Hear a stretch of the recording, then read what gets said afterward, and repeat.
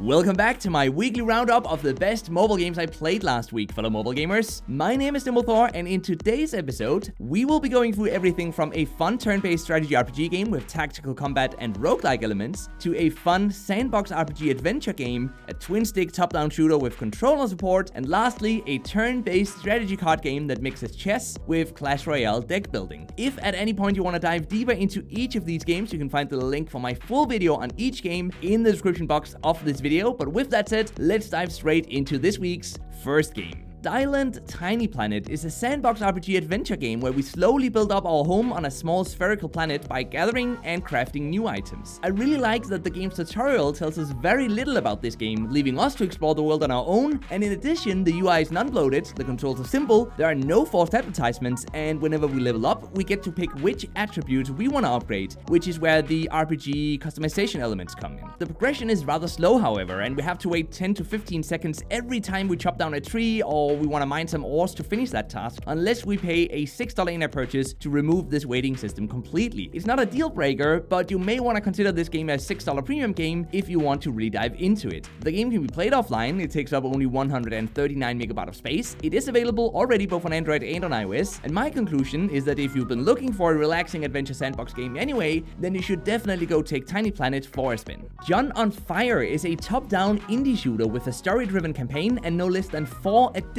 game modes to dive into once you're done with the 40 story missions. Although taking a bit to get used to, the dual joystick controls work decently well, and it fits the game's overall rather wonky style and gameplay, and there's even Bluetooth controller support built in as well, by the way. There are no less than 30 weapons in total to unlock in this game, and although it does have its small glitches here and there, it offers a rather unique gameplay experience overall. An advertisement supported version is coming to iOS, and it already exists on Android, which includes the entire campaign unlocked for free with a $4 in-app purchase to unlock all game modes and all weapons as well. The game can be played offline, it takes up 444 megabytes of space, it's available on Android and on iOS, and if you enjoy premium top-down shooters, this is definitely worth considering giving a go as long as you're aware of the few glitches and the somewhat wonky control system. Stormbound Kingdom Wars is a multiplayer, turn-based strategy collectible card game that mixes a chess-like board with Clash Royale deck building and unit upgrading systems, except there are no wait time loot boxes, thankfully, in this game. We start with 3 energy and 4 cards on our hand, each of them with a mana cost, and on every turn we then deploy cards, which then proceed to attack any nearby opponent, and whichever units are left at the start of our next turn then move 1 tile forward towards the enemy base, which is what we have to get down to 0 HP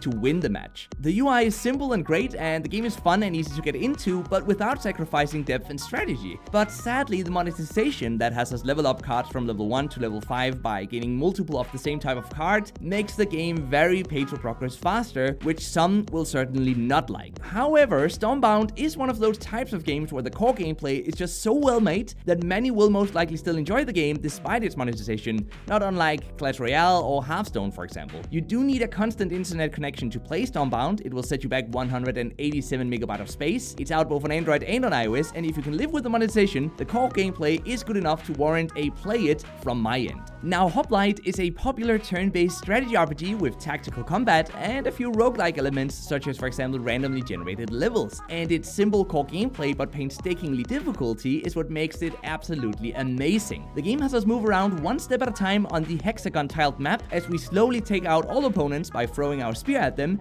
using our shield to knock back bombs, and even jumping to avoid getting killed until we eventually get to the end of the floor. And at the end of every floor, we get to pick a single upgrade, which will last us until we die, which also ensures that every playthrough will be slightly different in this game. It's a game that doesn't look difficult on the surface, but that will take some real brain power to truly master. Now, if you're on Android, you can actually try out Hoplite for free, at least the first 16 floors, with the full game then unlocking at the same $3 that the game costs on iOS. The game is offline playable, it takes up 12 megabytes of space, you can find it both on Android and iOS, and if you like roguelike strategy RPGs, then Hoplite is honestly a no-brainer, so go check it out, and yes, it's also my favorite game of the week. And that was it for this week. Now, I do hope you enjoyed the video, and if you did, that you will consider leaving a like, subscribing, and maybe even hitting that notification bell for much more mobile gaming content delivered straight into your YouTube inbox. Now, I'll go play some brand new mobile games, so until I see you back on Monday, just keep gaming, stay awesome, and I'll see you guys around.